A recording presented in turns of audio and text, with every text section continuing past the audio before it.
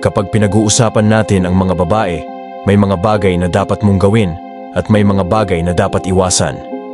Pero kahit gaano ka pa ka-charming tulad ni Brad Pitt, kung gagawin mo ang mga pagkakamaling sasabihin ko sa video na ito, hindi mo na makikita ang babaeng iyon muli. Hayaan mong ikwento ko sa iyo ang isang kwento para ipaliwanag ito ng malinaw. Isang binata ang nakaupo sa parke nang mapansin niya ang isang napakagandang dalaga na nagbabasa ng libro sa kalapit na bangko. Nang makita niya ito, naisip niya sa sarili, dapat akong lumapit at kausapin siya. Gayunpaman, nang aktwal na niyang isaalang-alang ang paglapit sa kanya, nagsimulang mapuno ng negatibong mga kaisipan ang kanyang isipan na nagdulot ng kanyang pag-aalinlangan. Siya'y natigilan at bago pa man siya makagawa ng kahit ano, isinara ng dalaga ang kanyang libro at umalis. Siya'y naupo roon na frustrado at galit sa sarili dahil sa na-miss na pagkakataon. Pero hindi pa siya handang sumuko. Matapos mag-isip, napagtanto niyang tila regular na bumibisita ang dalaga sa parke. Determinado siyang kausapin siya, nagpasya siyang bumalik kinabukasan at lapitan siya. Kinabukasan, tulad ng inaasahan, nakita niya ulit ang dalaga sa parehong lugar. Pero tulad ng dati, nang oras na para kumilos, natigilan siya sa takot. Tumayo siya roon, nakatingin sa kanya mula sa malayo, hindi makagalaw. Paulit-ulit itong nangyari sa loob ng ilang araw. Bawat oras, sinasabi niya sa sarili na, ngayon na ang araw. Pero bawat oras, natitigilan siya, pinapanood ang dalaga habang siya'y umaalis. Sa wakas, matapos ang halos isang linggo, nagawa niyang pilitin ang sarili na lumapit sa kanya. Kinakabahan siyang lumapit sa bangko kung saan siya nakaupo. Nagkukunwaring interesado sa librong binabasa niya. Nagkamali-mali siya sa mga salita at awkward na nagtanong, maganda ba ang librong iyan? Tumingin ang dalaga, ngumiti ng magalang at sinabi, oo, isa ito sa mga paborito ko. Dahil sa kanyang tugon, sinubukan niyang ipagpatuloy ang pag-uusap. Pero dahil sa kanyang kaba, nahirapan siyang magbuo ng maayos na pangungusap. Matapos ang ilang hindi komportabling minuto, magalang na nagpaalam ang dalaga at umalis. Sa kabila ng awkwardness, na-encourage siya dahil hindi siya agad tinanggihan ng dalaga. Kaya bumalik siya sa parke kinabukasan, umaasang mapalalim ang kanilang pag-uusap. Pero bawat oras na sinubukan niyang kausapin siya, natatalo siya ng kanyang kaba. Ang mga pag-uusap ay nanatiling maikli at hindi natural. Nahihirapan siyang mapanatili ang interes ng dalaga. Gayunpaman, patuloy siyang bumabalik sa parke, desperadong magkaroon ng isa pang pagkakataon na mapahanga siya. Matapos ang maraming araw ng patuloy na pagsisikap, sa wakas ay napapayag niya ang dalaga na lumabas ng date kasama siya. Gayunpaman, ang sumunod ay isang kumpletong sakuna. Lumabas sila ng ilang beses, pero sa puntong ito, lalong lumalim ang nararamdaman ng binata para sa dalaga. Lalong lumalim ang kanyang nararamdaman at gayon din ang kanyang insecurity. Ngayon, sa halip na bumisita sa parke ng isang beses, natagpuan niya ang sarili na pumupunta roon ng ilang beses sa isang araw, umaasang makita siya. Ang kanyang mga iniisip ay napuno ng kung gusto ba siya ng dalaga o hindi, at ang kanyang emosyon ay nagbabago. Depende sa kung gaano siya pinapansin ng dalaga sa araw na iyon. Sa huli, dahil sa kanyang kalituhan, nagpasya siyang ang tanging paraan para malutas ang kanyang nararamdaman ay ang ipagtapat ito. Isang hapon, matapos ang isa pang maikli at awkward na pag-uusap, bigla niyang sinabi, talagang gusto kita at gusto kitang ilabas minsan. Nagulat ang dalaga pero matapos ang ilang sandali, sumagot siya, flattered ako pero talagang nakikita kita bilang kaibigan lang. Ayokong sirain iyon. Ang kanyang tugon ay nag-iwan sa kanya ng mas nalilito at disheartened. Naisip niya na baka hindi siya nagsikap ng sapat kaya patuloy niyang hinabol ang dalaga. Pero bawat oras na binanggit niya ang ideya ng paglabas, magalang pero matatag siyang tinanggihan ng dalaga. Sinasabing pinahahalagahan niya ang kanilang pagkakaibigan. Habang lumilipas ang mga araw, nagsimula siyang lumayo. Nagsimula siyang gumugol ng mas kaunting oras sa parke. At kapag pumunta siya, tila abala siya. Hindi na nakikipag-usap sa kanilang maikling pag-uusap. Isang araw, nagpasya siyang tawagan siya at tanungin kung bakit hindi na sila gaanong nag-uusap. Nang binanggit niya ito, sinabi ng dalaga na sobrang abala siya at maraming ginagawa pero maaari silang mag-catch up sa ibang oras. Gayunpaman, ang oras na iyon ay tila hindi dumating.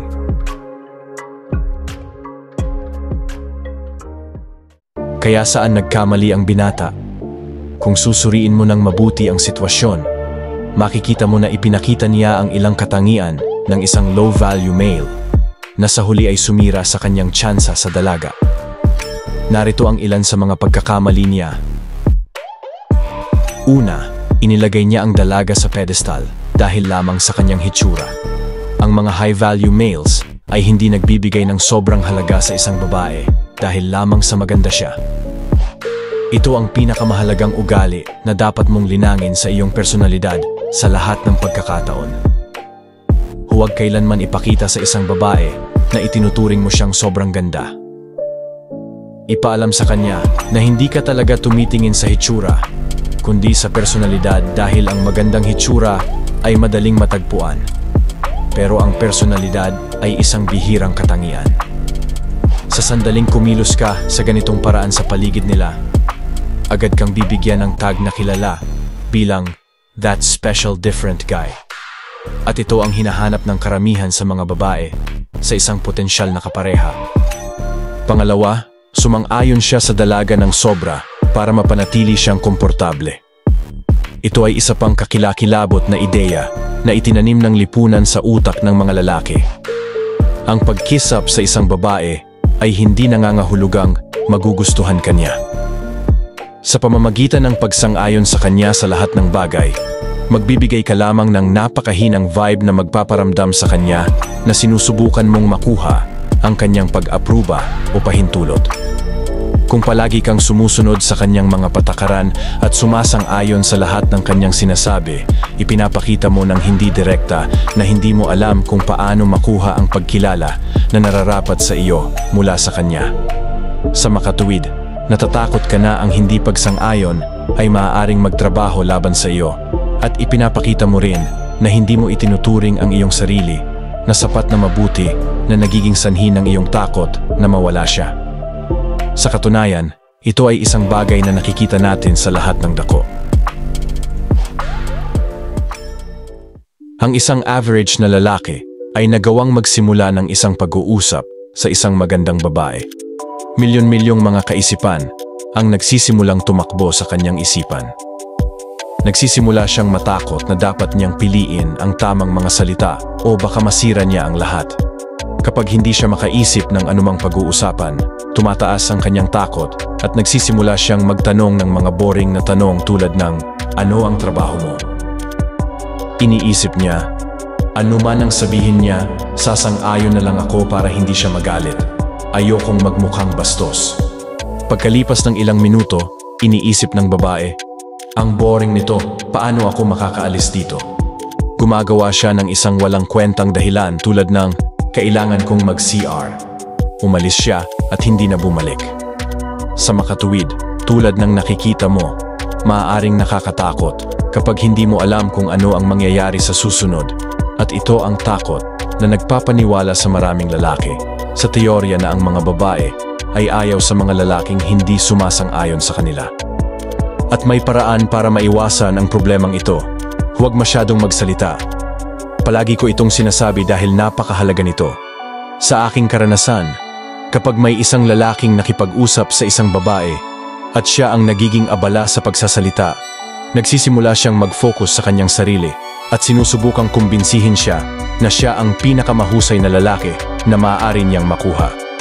Ito ay isang bagay na nangyayari nang automatiko nang hindi mo namamalayan. Kaya dapat mo siyang hayaang mas maraming magsalita at palaging gawing tungkol sa kanya ang pag-uusap. Subukang gawin siyang sentro ng usapan at alisin ang sarili sa eksena. Sa ganitong paraan, maiiwasan mo ang problema ng pagsik ng kanyang pag-apruba. Ika-4, ipakita sa kanya mula sa simula na gusto mo siya. Ito ay napakahalagang ideya dahil palagi kong nakikita ang mga lalaking ginagawa ang pagkakamaling ito. Dapat mong tiyakin na hindi mo sinasabi sa babae kung ano ang nararamdaman mo tungkol sa kanya ng maaga. Hindi ka dapat ang unang magsabi ng, "I love you." Ang dahilan ay sa sandaling ibahagi mo ang iyong tunay na nararamdaman ng maaga sa relasyon. Dumadaan siya sa isang kakaibang proseso kung saan nararamdaman niyang nasakop ka na niya at iniisip na, okay, nakuha ko na siya, ano na?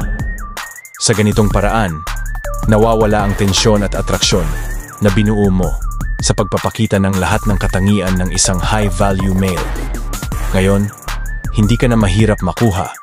At dahil napag-usapan na natin na ang mga babae ay hindi makontrol kung sino ang kanilang maaakit o hindi na nila mararamdaman ang atraksyon sa iyo pagkatapos nilang malaman na gusto mo sila. Ang tanging paraan upang harapin ito ay panatilihin silang nalilito at insecure, na nangangahulugan na hindi mo dapat sabihin sa isang babae kung gusto mo siya o hindi. Hanggat hindi niya alam kung ano ang nasa isip mo, mananatili ang atraksyon. Ikalima, isa pang pagkakamali ng mga lalaki ay ang pagsubok na lutasin ang problema ng babae. Kapatid, ito ang pinakamabilis na paraan para mapunta sa friend zone. Ito ang pinakamalaking pagkakamali na ginagawa ng karamihan sa mga lalaki pagdating sa pakikitungo sa mga babae. Ang isang babae ay hindi gusto na lutasin mo ang kanyang mga problema tulad ng iniisip mo. Sa sandaling lutasin mo ang kanyang mga problema, agad kang mailalagay sa provider zone na nangangahulugan din na ikaw ay parang kuya niya na nag-aalaga sa kanya. Ang pakikinig sa kanyang mga problema ay isang bagay, ngunit ang paglutas ng mga ito para sa kanya ay iba pa.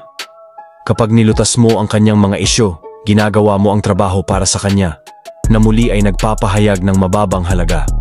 Sa huli, ituturing kanya bilang isang taong maaaring lapitan kapag may problema o kapag siya ay nagkakaroon ng emosyonal na pagsabog. Ngunit hindi kanya kailanman ituturing na isang potensyal na kasintahan. Ang paraan ng pagtingin ng mga lalaki dito at ang paraan ng pagtingin ng mga babae dito ay ganap na magkaiba. Pakiramdam ng mga lalaki ay tunay na lalaki sila kapag sinasagip nila siya. Ngunit sa kanyang mundo, nagiging isa ka lamang na mabait na tao na nagbibigay ng tulong. Ang mga babae ay hindi tinatalakay ang kanilang mga isyu sa iyo upang maghanap ng solusyon. Gusto lamang nilang marinig mo sila. Ang gusto lang nila sa iyo ay maging mabuting tagapakinig at wala nang iba. Maniwala ka, ang mga babae ay may sariling paraan upang harapin ang kanilang mga problema, kaya huwag mong subukang lutasin ang mga ito para sa kanya. Ika-6, huwag kumilos na masyadong walang interes. Kung pinanood mo ang seryeng ito mula umpisa hanggang wakas, o kung ikaw ay isang taong natututo ng dynamics ng pickup, malamang na ginagawa mo ang isang bagay na ginagawa ng maraming lalaki. Iniisip nila na mahalaga na magpakita ng kawalan ng interes sa babae, ngunit ang ilan sa kanila ay hindi talaga naiintindihan ang pagkakaiba sa pagitan ng pagiging walang interes at pagiging bastos. Ang dapat gawin ay una, magpakita ng kaunting interes at pagkatapos ay kaunting kawalan ng interes, ngunit hindi kailanman ganap na walang interes. Maraming lalaki ang kumikilos na masyadong walang interes na parang sinasabi nila sa babae na umalis. Hindi mananatili ang babae sa iyo nang matagal kung patuloy ka lang nagpapakita ng kawalan ng interes. Ang ibig sabihin nito ay kailangan mong ipakita sa kanya na interesado ka, ngunit hindi ibig sabihin na hahabulin mo siya para sa atensyon. Ang pattern ay dapat isang linya na nagpapakita ng interes at isa pang linya na nagpapakita ng kaunting kawalan ng interes.